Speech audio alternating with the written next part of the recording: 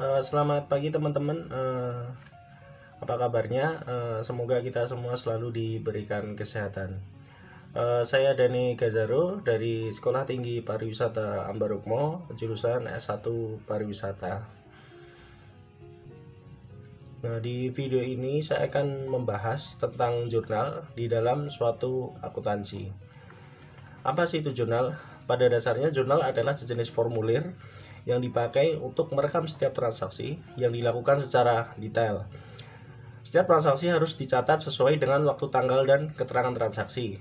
Perusahaan atau badan usaha melakukan kegiatan penjurnalan untuk mencatat setiap transaksi yang terjadi. Penyusunan jurnal juga memiliki berbagai syarat, salah satunya kesamaan antara kolom kredit dan debit.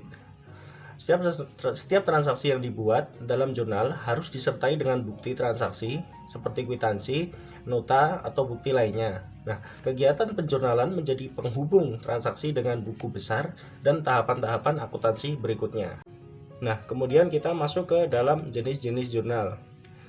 Jenis jurnal ini yang pertama adalah jurnal umum. Nah, pengertian jurnal umum sendiri adalah sebuah jurnal yang dipergunakan untuk tempat melakukan pencatatan bagi segala jenis bukti transaksi keuangan yang muncul akibat terjadinya berbagai transaksi keuangan perusahaan dalam satu periode tertentu. Nah, pada umumnya jurnal ini dipergunakan dalam akuntansi perusahaan jasa karena pada prinsipnya segala transaksi dalam perusahaan jasa dapat dicatat secara kronologis.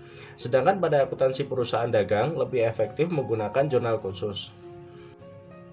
Kemudian yang kedua adalah jurnal khusus.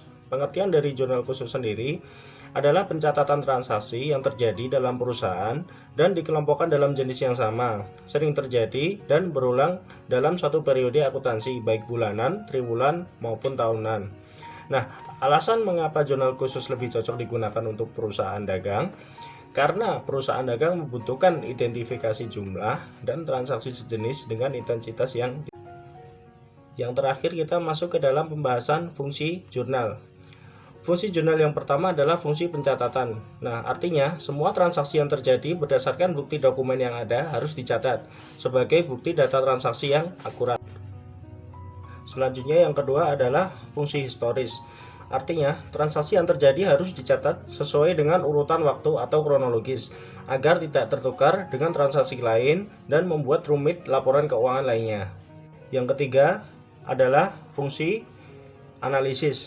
Artinya, setiap transaksi yang dicatat dalam jurnal harus merupakan hasil analisis dari bukti-bukti transaksi hingga jelas letak debit atau kredit, perkiraan beserta jumlahnya.